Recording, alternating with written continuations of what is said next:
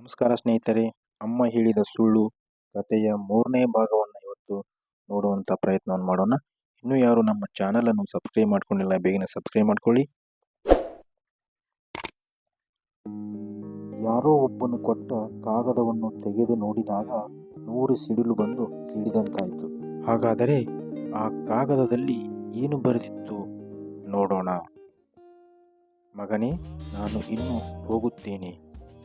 ಚಿಕ್ಕವನಿದ್ದಾಗ ನನ್ನ ಒಂದು ಕಣ್ಣು ಏನಾಯಿತು ಎಂದು ಕೇಳುತ್ತಿದ್ದಿ. ಇನ್ನೂ ನೀನು ಚಿಕ್ಕವನೆಂದು ನಿನಗೆ ಏನೇನೋ ಸುಳ್ಳು ಹೇಳಿ ಸಮಾಧಾನ ಪಡಿಸುತ್ತಿದ್ದೆ. ಇಂದು ನೀನು ಬೆಳೆದು ದೊಡ್ಡವನಾಗಿದ್ದೀಯ. ಸತ್ಯ ನಿನಗೂ ತಿಳಿಯಲಿ. ನೀನು ಚಿಕ್ಕವನಾಗಿದ್ದಾಗ ಆಟ ಆಡಲು ಹೋಗಿ ಒಂದು ಕಣ್ಣಿಗೆ ಕೋಲು ಬಿಡದು ನಿನ್ನ ಒಂದು ಕಣ್ಣು ಹೋಗಿತ್ತು.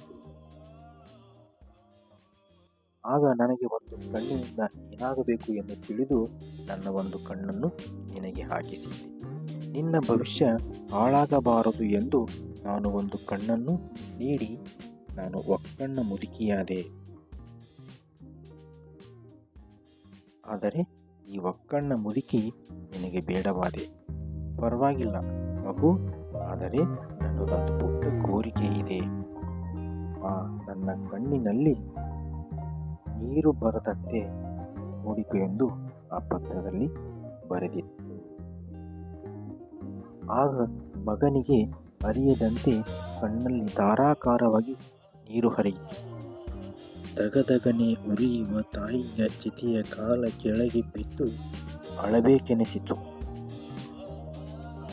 ಆದರೆ ಕಾಲ ಮೀರಿತು. ಆ ಮಾದಾನಿ ತಾಯಿ ಭೂಮಿಯಿಂದ ಬಹುದೂರ ಹೋಗಿ ಗಗನದಲ್ಲಿ ಮಿನುಗು ತಾರೆಯಂತೆ ಹೊಳೆಯುತ್ತಿದ್ದಾಳೆ. ಆತ್ಮೀಯ ಮಿತ್ರರೇ, ತಾಯಿ ಎಂಬ 2 ಪದದಲ್ಲಿ ಅಸಾಧ್ಯವಾದ ನೋವಿದೆ, ತ್ಯಾಗವಿದೆ. ಮಕ್ಕಳ ಏಳಿಗೆಗಾಗಿ ಏನೆಲ್ಲ ತ್ಯಾಗ ಮಾಡಬಹುದು ಎಂದು ಚಿಕ್ಕ ಕಥೆಯಲ್ಲಿ ವಿವರಿಸಲು ಸಾಧ್ಯವಿಲ್ಲ. ದೇವರ ರೂಪ ತಾಯಿಯಲ್ಲವೇ? ಸಾಧ್ಯವಾದಷ್ಟು ತಾಯಿಯನ್ನು ಚೆನ್ನಾಗಿ ನೋಡಿಕೊಳ್ಳಿ ಎಂದು ಹೇಳುತ್ತಾ ಇಂದಿನ ಕಥೆಯನ್ನು ಮುಗಿಸೋಣ. ಮತ್ತೆ ಮುಂದಿನ ಒಂದು ಕಥೆಯಲ್ಲಿ ಭೇಟಿಯಾಗೋಣ. ನಮಸ್ಕಾರ.